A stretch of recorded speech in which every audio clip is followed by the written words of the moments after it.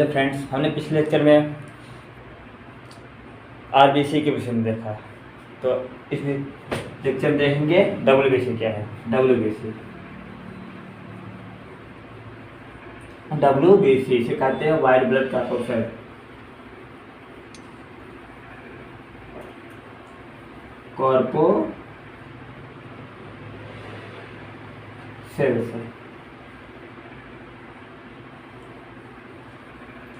White blood corpuscles, इसके देखते हैं। जो श्वेत रक्तनाल होते हैं, जो हमारे डब्ल्यूबीसी होते हैं, ये आकार में बड़े होते हैं। डब्ल्यूबीसी आकार में बड़े होते हैं और संख्या में कम होते हैं। आरबीसी आकार में, डब्ल्यूबीसी हमारा है ये आकार में, डब्ल्यूबीसी आकार में आरबीसी की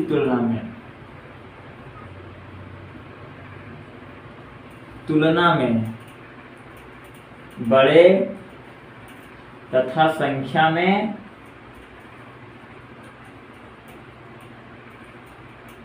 कम होते हैं। जो हमारे डब्ल्यूबीसी होते हैं आरबीसी की तुलना में बड़े होते हैं और संख्या में कम होते हैं। वयस्क मनुष्य में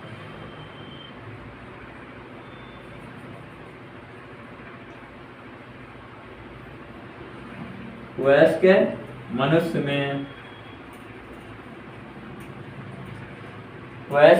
में 5 से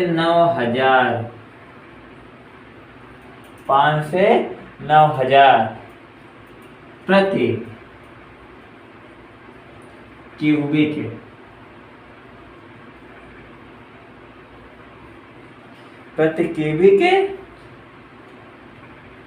मिलीमीटर में होते हैं, मिलीमीटर रुधिर में होते हैं।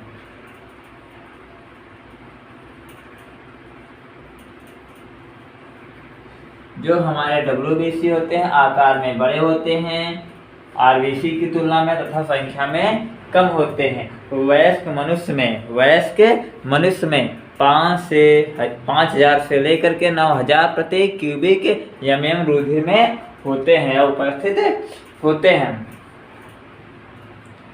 इनकी संख्या में जब डब्ल्यूबीसी की संख्या अधिक हो जाती है तो उसे कहते हैं ल्यूकोफाइटिसिस कहते हैं। जब रुधिर में डब्ल्यूबीसी की संख्या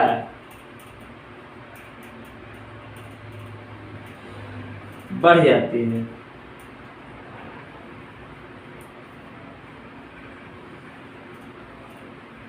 तो इसे ल्यूकोफाइटोसिस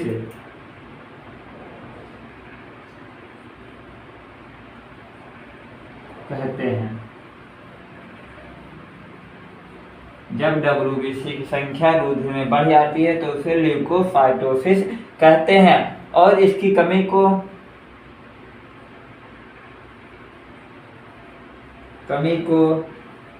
हम कहते हैं ल्यूकोपीनिया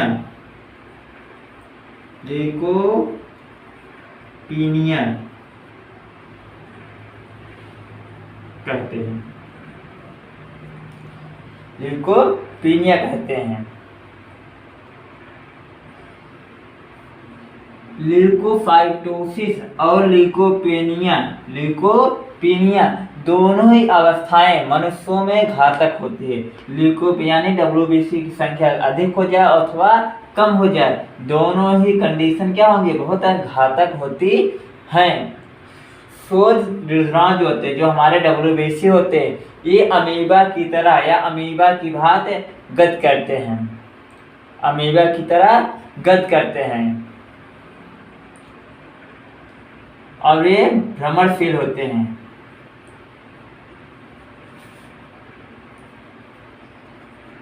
ये शील होते हैं।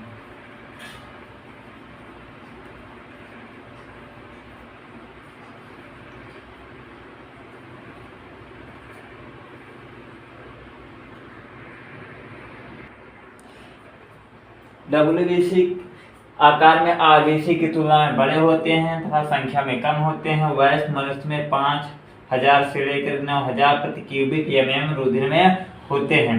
जब शरीर में WBC की संख्या बढ़ जाती है तो इसे ल्यूकोसाइटोसिस कहते हैं और इसकी संख्या को ल्यूकोपिया कहते हैं। ये दोनों अवस्थाएं बहुत घातक होती हैं। ये भ्रमणशील होते हैं, भ्रमण करते हैं।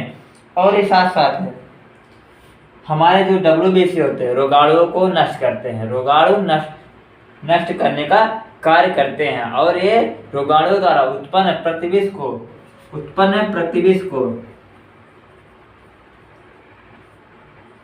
को भी नष्ट करते हैं या नष्ट करने का कार्य करते हैं। जो WBC होते हैं, जो हमारे WBC होते हैं, ये कोशिका WBC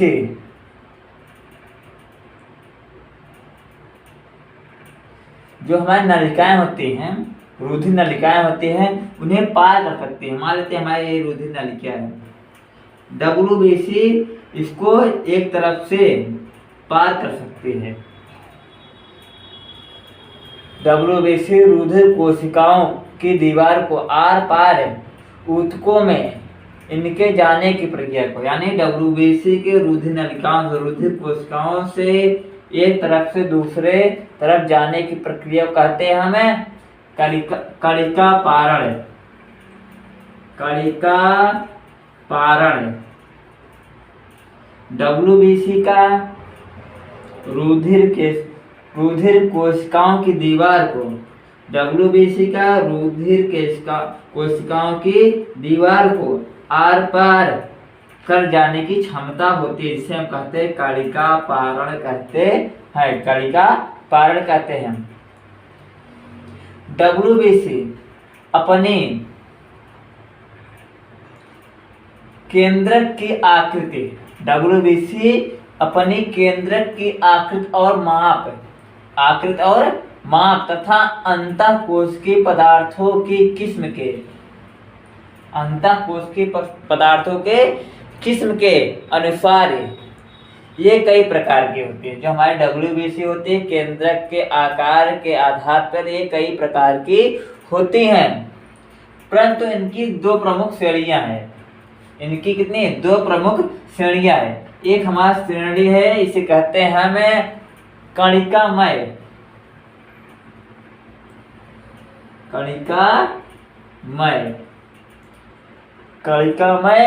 श्वेत रुधिराणु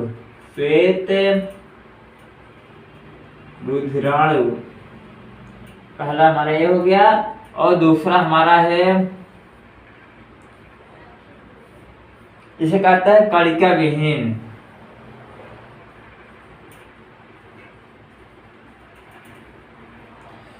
श्वेत रुधिराणु। जो हमारा WBC होता है इसमें केंद्रक की माप और आकृति अलग होता है। इसके कारण हमारे WBC कई प्रकार के होते हैं, जिनमें से मुख्य रूप से कौन है? कणिकामय श्वेत रुधिराणु और कणिका विहीन श्वेत रुधिराणु। ये हमारे दो प्रमुख हैं। कौन कौन? एक हमारा ये है और दूसरा ये है। तो हम इनके विषय में पढ़ते हैं।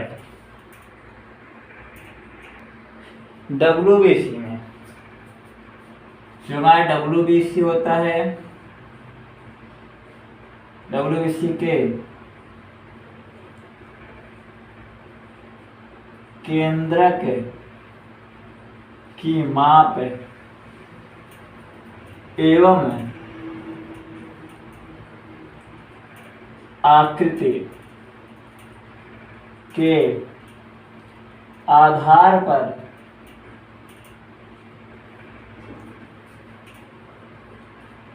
कई प्रकार के होते हैं। कई प्रकार के होते हैं। इसमें से दो मुख्य होते हैं, एक होता है कणिकामय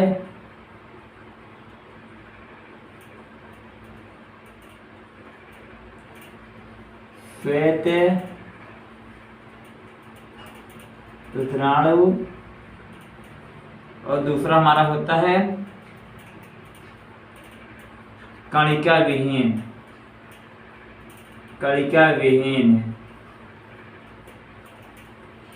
श्वेत शुक्राणु।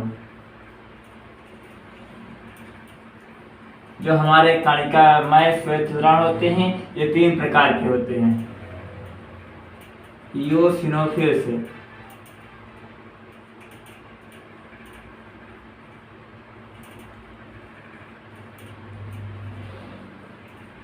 दूसरा हमारा है देखिए हमारा ये नंबर 2 देते हैं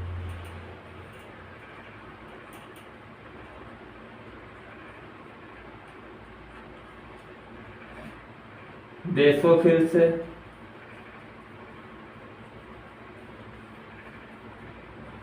और न्यूट्रोफिल्स।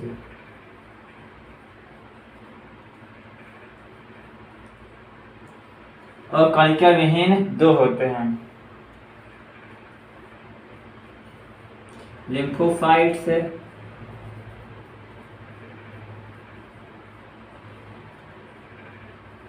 और मोनोसाइट्स।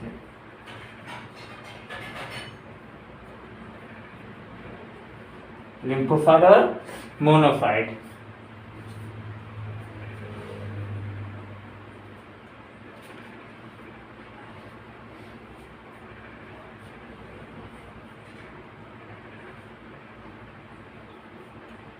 इसे कहते हैं ग्रैन्युलोसाइट।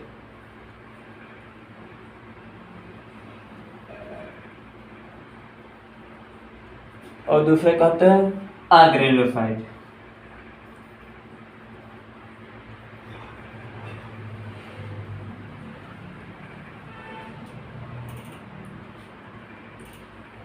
कणिका में श्वेत शुक्राणु को ग्रैन्युलोसाइट बोलते हैं, कणिका विहीन श्वेत शुक्राणु को अग्रैन्युलोसाइट कहते हैं। कणिका में श्वेत शुक्राणु 3 होते हैं हमारे, इओसिनोफिल्स है, बेसोफिल और न्यूट्रोफिल्स। और कणिका विहीन होते हैं हमारे 2, लिम्फोसाइट और मोनोसाइट्स। अब देखते हैं हम कणिका में श्वेत शुक्राणु के विषय में देखते हैं। ये हमारा क्या है, कणिका में श्वेत शुक्राणु क्या है।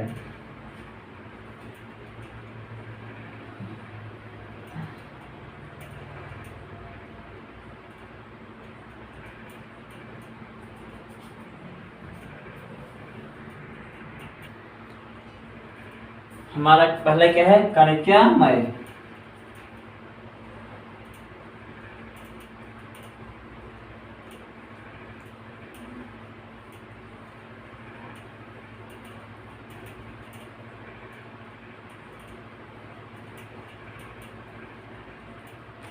जो हमारा कणिकामय श्वेत शुक्राणु है, इनका कोशिका द्रव्य, इनका कोशिका द्रव्य, कणिका में श्वेत शुक्राणु का कोशिका द्रव्य और कोशिका द्रव्य कणिका में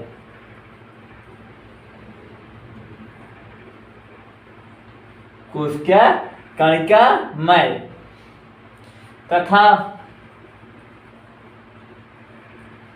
केंद्रक, इनका जो केंद्रक होता है यह पालीयुक्त होता है।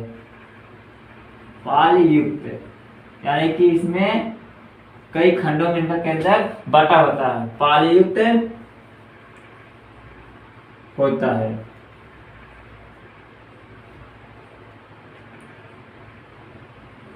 और इनकी आकृति, और इनकी आकृति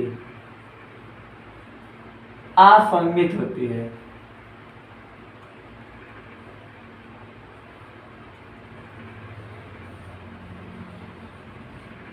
आकृति असममित होती है। इसी गुणों के कारण, इन्हीं सभी गुणों के कारण हमारा कणिका में रुधिर 3 प्रकार का होता है। इसमें है हमारा पहला हमने देखा क्या है, इयोसिनोफिल्स। इयोसिनोफिल्स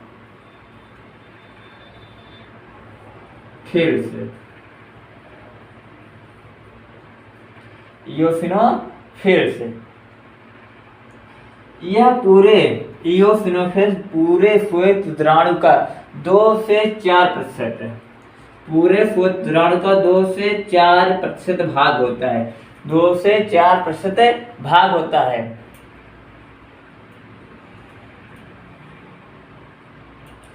और हाँ, बेसोफिल्स जो होता है,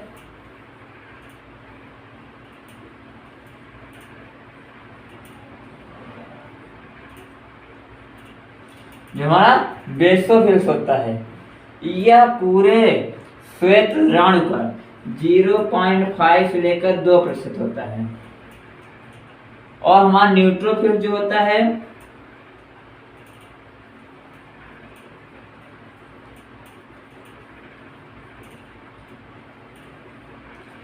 यह हमारे पूरे रुधिराणु का, पूरे श्वेत रुधिराणु का 60 से 70% भाग बनाता है।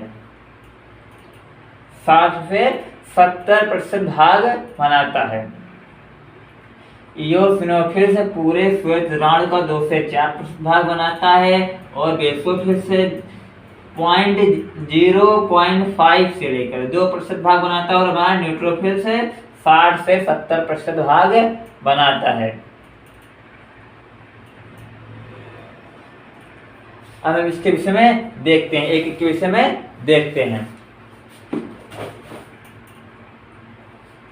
इयोसिनोफिल्स के विषय में देखते हैं। ये हमारे इयोसिनोफिल्स से हमारे पूरे रुधिर का 2 से 4% भाग बनाते हैं। और ये प्रति मिलीमीटर क्यूबिक में इनकी संख्या 70 से लेकर 300 प्रति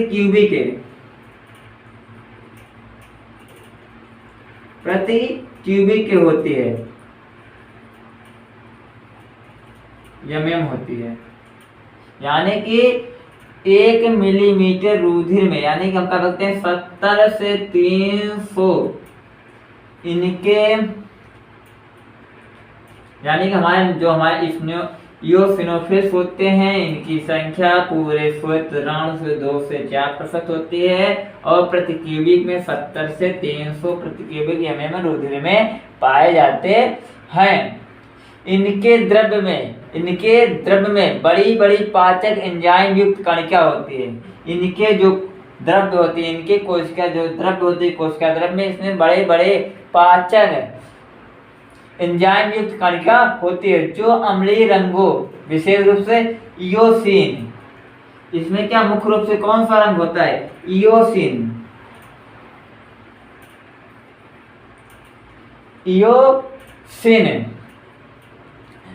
रंग होता है, इयोसिन रंग पाया जाता है। हमारे इयोसिनोफिल्स में जो कौन सा रंग पाया जाता है, इयोसिन रंग पाया जाता है। इयोसिन रंग पाया जाता है। इनका केंद्र 2 अस्पष्ट खंडों में बटा होता है। इनका जो केंद्रक होता है अस्पष्ट खंडों में बटा होता है, जो एक महीन सूत्र द्वारा एक दूसरे से जुड़े होते हैं। इनका जो केंद्रक होता है 2 खंडों में बटा होता है, और इस प्रकार से, और ये दोनों केंद्रक एक सूत्र से, पतले धागे जैसे सूत्र से जुड़े होते हैं। हमारे इयोसिनोफिल्स जो होते हैं, ये इयोसिनोफिल्स रुधिराणु शरीर की प्रतिरक्षण, एलर्जी और अति संवेदनशीलता में महत्वपूर्ण कार्य करते हैं। जो हमारे इयोसिनोफिल्स होते हैं ये प्रतिरक्षण, एलर्जी और अति संवेदनशीलता में महत्वपूर्ण कार्य करते हैं। इसलिए इन रोगों से पीड़ित व्यक्ति में इनकी संख्या अधिक होती है। शरीर में प्रतिरक्षी प्रतिक्रिया के स्थानों पर इनका जमाव देखा गया।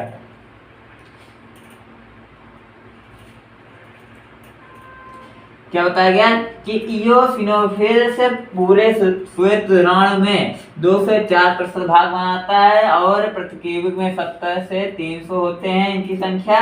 और इयोसिन रंग इसमें पाया जाता है और यह एलर्जी और प्रतिरक्षण का कार्य करते हैं।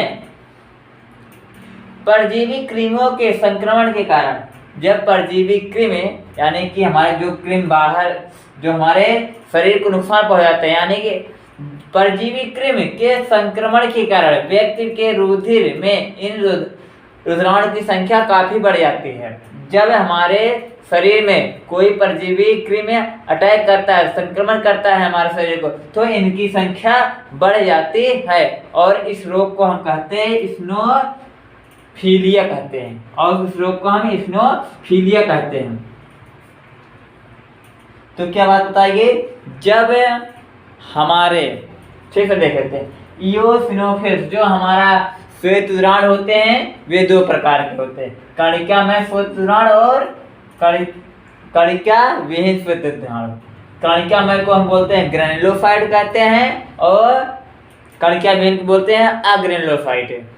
जो हमारे अब देखते हैं कणिकामय श्वेत द्रावण क्या है।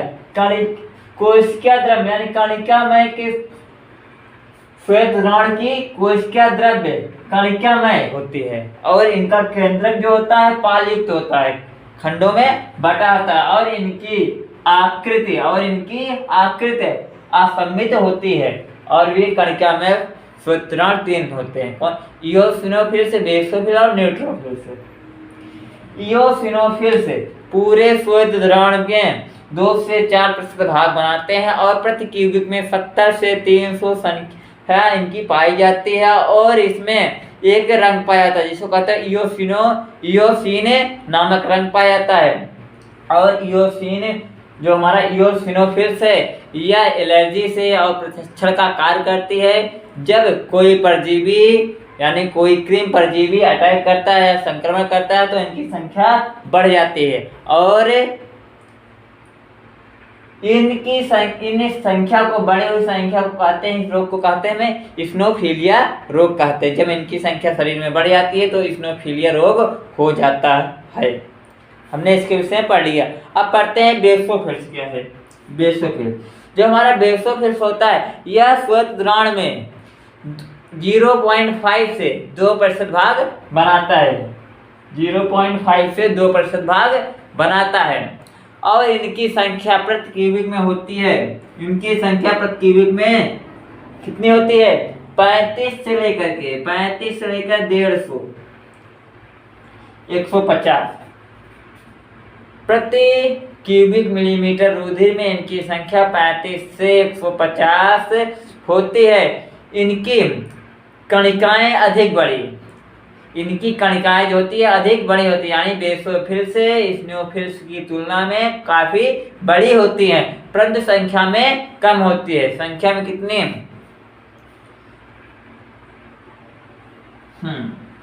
संख्या में 10 से 100,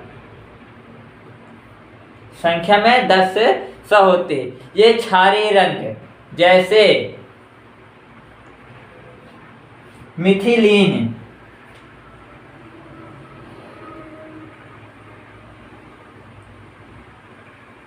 मिथिलीन ब्लू,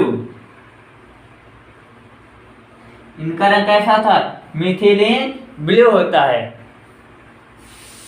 केंद्रक बड़ा होता है ऐंठन के कारण यश के आकार, ऐंठन के कारण यश के आकार का और 2 से 3 पिंडों में बटा सा होता है। जो हमारे बेसोफिल्स होते हैं श्वेत द्रावण में 0.5 से लेकर 2% भाग बनाते हैं और इनकी संख्या प्रति क्यूबिक में 35 से लेकर के 150 होती है। और इसमें मिथिलीन ब्लू रंग पाया जाता है, जिसके कारण यह ब्लू होता है। और इनका जो केंद्रक होता है बड़ा होता है और ऐंठन युक्त होता है, जिसके कारण यह 2 से 3 खंडों में बटा हुआ प्रतीत होता है। इनकी कणिकाओं में हिपैरिन, हिस्टामिन और सीरोटोनिन, इसमें क्या क्या होते हैं? इनकी कणिकाओं में हिपैरिन पाया जाता है, हिपैरिन होता है, और हिस्टामिन पाया जाता है।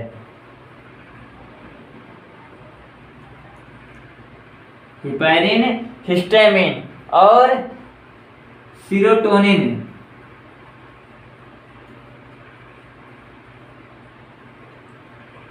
हिपैरिन, हिस्टामिन और सीरोटोनिन नामक पदार्थ पाए जाते हैं। इन्हीं पदार्थों का श्रावण क्षतग्रस्त संयोजित ऊतकों की मास्ट कोशिकाएं भी कहते हैं। यानी कि हिपैरिन, हिस्टामिन और सीरोटोनिन पदार्थ पाए जाते हैं और इन्हीं पदार्थ के श्रावण क्षतिग्रस्त संयोजी ऊतक की मांस कोशिकाएं भी कहते हैं। अतः हम कह सकते हैं संभवतः ये रुधिर कणिकाएं जो हमारे रुधिराणु है, रुधिर में मांस कोशिकाओं में ही प्रतिनिधित्व करते हैं। ये ऊतकों में प्रदाह प्रक्रिया का बढ़ावा देते हैं, प्रदाह प्रक्रिया का बढ़ावा देते हैं। तो हमने क्या देखा? स्नोफिल्स देख लिया, बेसोफिल्स देख लिया, बचा हमारा न्यूट्रोफिल्स। हमारा जो न्यूट्रोफिल्स होता है यह पूरे शुद्ध रुधिर का 60 से 70% भाग बनाता है और इनकी संख्या 4 से 5,000 प्रति क्यूबिक में होती है, प्रति क्यूबिक रुधिर में पाई जाती है और यह सबसे बड़ी सक्रिय श्वेत रुधिराणु होते हैं। यानी न्यूट्रोफिल जो होती है सबसे बड़ी होती है और सक्रिय होती है। इनकी कणिकाएं जो होती है छोटी होती है, पॉलीसी तथा संख्या में अधिक होती है। और क्या बताया गया कि न्यूट्रोफिल से पूरे श्वेत रुधिराणु में 60 से 70% भाग बनाती है और प्रति क्यूबिक में 4000 से 5000 के बीच हमारे न्यूट्रोफिल्स की पाए जाते हैं। और एक ऐसे इनका जो केंद्रक होता है बहुत छोटा होता है, केंद्रक बहुत छोटा होता है और यह पीली सी होती है, पीली सी संख्या में अधिक पाई जाती है। सभी रंगों का रंग ले लेती है, यानी कि जो हमारा न्यूट्रोफिल होता है सभी प्रकार के रंगों को ग्रहण कर सकती है। तथा हम कह सकते हैं इसमें लाइसोसोम्स की भांति पाचक एंजाइम भी भरी होती है। न्यूट्रोफिल्स में लाइसोसोम की तरह पाचक एंजाइम भी पाए जाते हैं। और जो इधर इसका केंद्रक होता है छोटे छोटे खंडों में बटा होता है, छोटे छोटे खंडों में बटा होता है जो एक सूत्र द्वारा सभी आपस में जुड़े होते हैं। इसका जो केंद्रक होता है छोटे छोटे खंडों में बटा होता है और एक सूत्र द्वारा एक दूसरे से जुड़े होते हैं। इसलिए इन रुधिराणु को हम इसे बोलते हैं पॉलीमार्को न्यूक्लियर। लिखे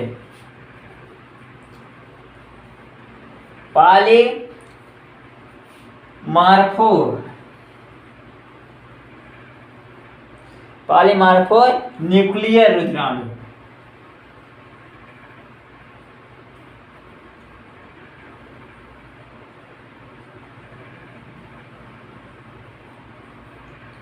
पॉलीमार्फो न्यूक्लियर रुधिराणु भी कहते हैं। इसे हम कहते हैं शॉर्ट में PMNS,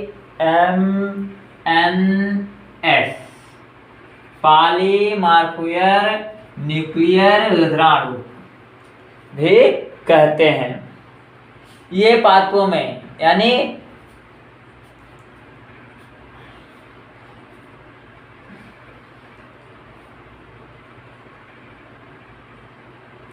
और इनका निर्माण जो होता है बार बार इनका जो यानी न्यूट्रोफिल्स का निर्माण बार बॉडी की भांति एक एक्स गुणसूत्र के रूपांतरण से बनता है। जब हमारा गुणसूत्र होता है यानी एक एक्स गुणसूत्र जो हमारा एक्स गुणसूत्र होता है इसके रूपांतरण से बनता है।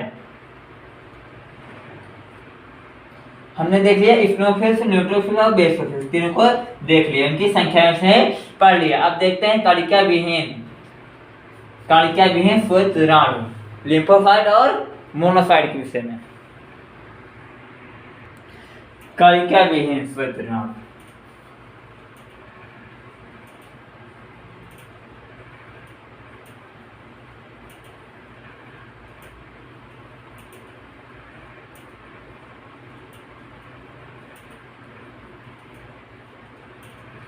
इसे अंग्रेजी में कहते हैं अग्रेन्युलोसाइट, अग्रेन्युलोसाइट से। इनकी कोशिका द्रव्य में जो कणिकाएं नहीं पाई जाती हैं, कणिका विहीन श्वेत ऋणाणु की कोशिका में हमारा केंद्रक कणिका नहीं होती हैं और ये नीली कणिकाएं होती है, और ये नीली कणिकाएं होती है। केंद्रक पिंडाकार नहीं होता है, जब और इनमें जो केंद्रक होता है गोला सा होता है, इसमें पिंडाकार नहीं होता है, पिंड की आकृति का नहीं होता और थोड़ा सा कटा हुआ दिखाई प्रतीत होता है।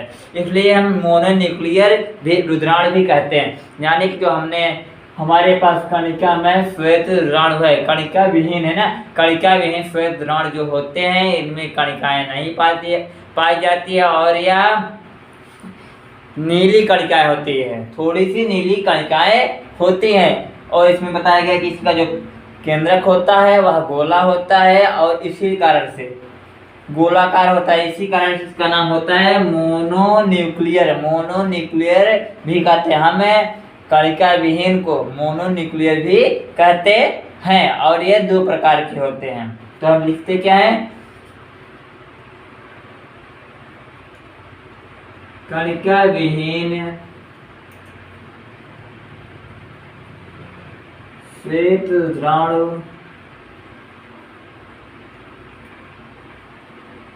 में कणिकाएं नहीं पाई जाती हैं,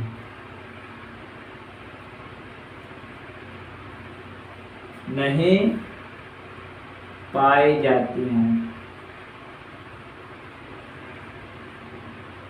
इसमें कणिकाएं नहीं पाई जाती हैं, ये थोड़ी सी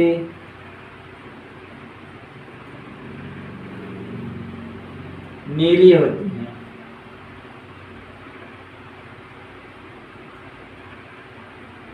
ये थोड़ी सी नीली होती है और इनका केंद्रक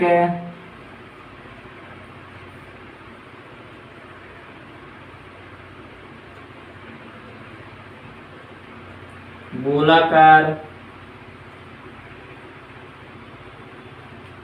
तथा कटा हुआ होता है, इसलिए इन्हें मोनोन्यूक्लियर कहते हैं।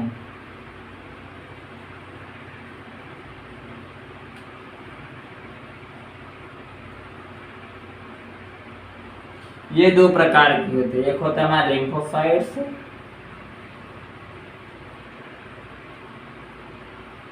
और मोनोसाइट्स।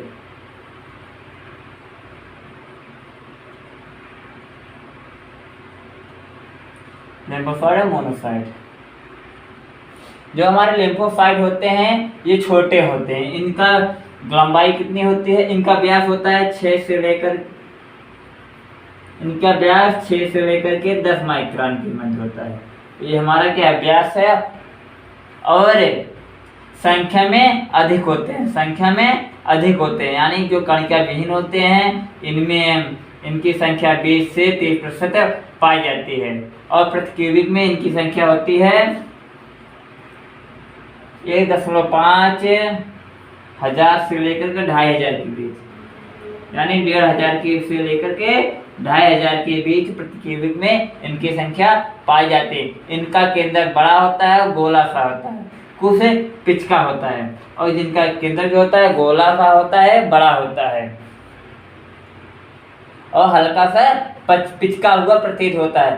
कोशिका द्रव्य बहुत कम होता है, इसमें कोशिका द्रव्य बहुत कम होता है। इनमें भ्रमण की क्षमता बहुत कम होती है, लिम्फोसाइट्स में भ्रमण की क्षमता बहुत कम होती है। इनका प्रमुख कार्य शरीर में प्रतिरक्षी प्रक्रियाओं में प्रत्यक्षी प्रतिक्रिया में रोगाणु को नष्ट करना होता है। हम क्या करते हैं, बाहर से आए हुए जो रोगाणु होते हैं, जो वे हमारे शरीर में टॉक्सिन उत्पन्न करेंगे, जहरीले पदार्थ उत्पन्न करेंगे, उनको नष्ट करना होता है। और लिम्फोसाइट की खोज एमिल वान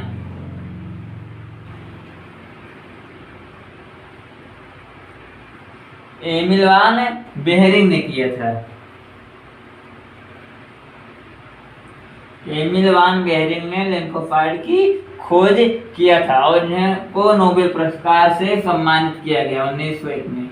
1901 में एमिल वान बेहरिंग को लिम्फोसाइट की खोज के लिए नोबेल पुरस्कार से सम्मानित किया गया। और जो लिम्फोसाइट होते हैं 2 प्रकार के होते हैं। हमारे लिम्फोसाइट 2 प्रकार के, एक होते हैं टी लिम्फोसाइट और होते हैं बी लिम्फोसाइट। इसे टी लिम्फोसाइट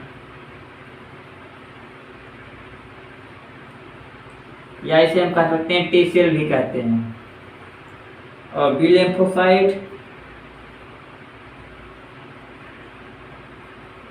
इसे हम बी सेल, बीटा सेल।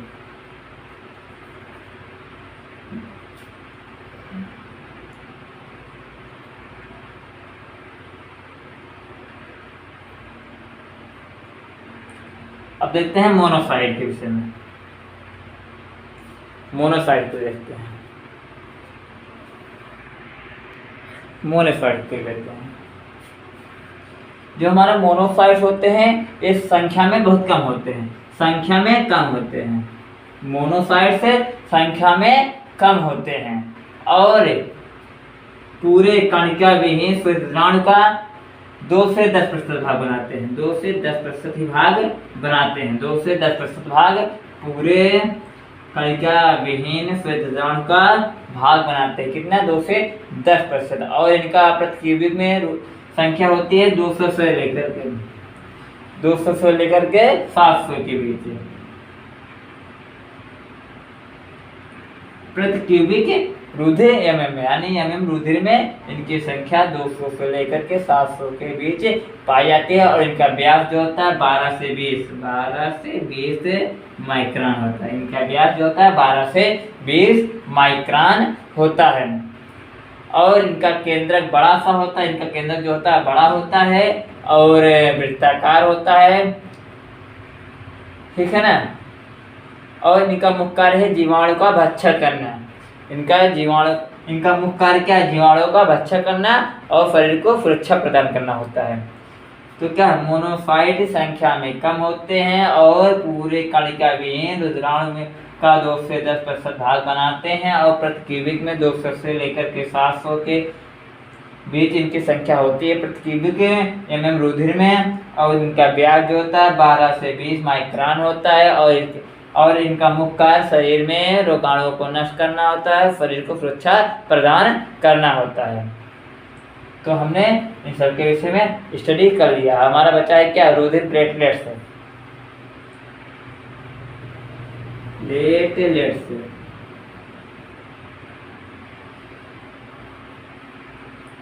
इसके विषय में पढ़ना है, रुधिर प्लेटलेट्स।